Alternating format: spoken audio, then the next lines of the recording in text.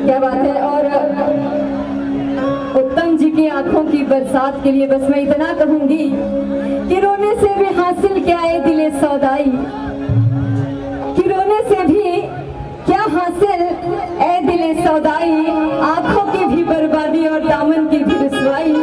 अरे हम आप समंदर के बिछड़े हुए वो साहिल हैं, इस पार भी तन्हाई और उस पार भी तन्हाई। लेकिन इनके लिए कहना है कि जाम पे जाम पीने से क्या फायदा, जाम पे जाम पीने से क्या फायदा।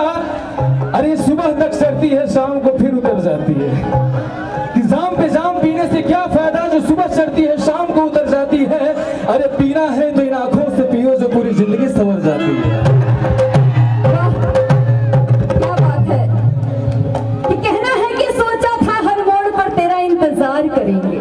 ओह माय गॉड, कि सोचा था कि हर मोड़ पर तेरा इंतजार करेंगे, मगर क्या करें कम वक्त सड़क ही सीधी चली गई। क्या बात है। और चलिए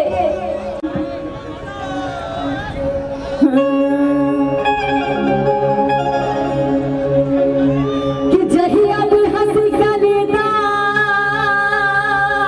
राहत वह करे, और देखे वाला के मनवा बहक वह करी।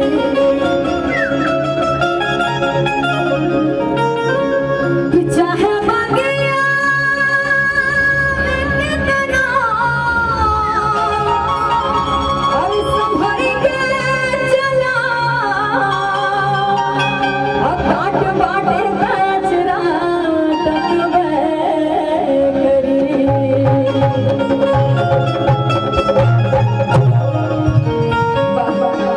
ऐसे बानी न रहुआ। और देखिए एगो कन्या फरमाइश कर दिया कि हमरा का चाहिए, तनी एक बार जोर से चिल्ला के तनी थपड़े बजा के बताई ना।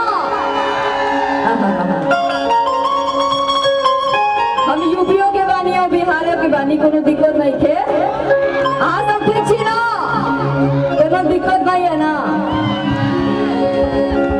कि पटना से जेब वाला मुझे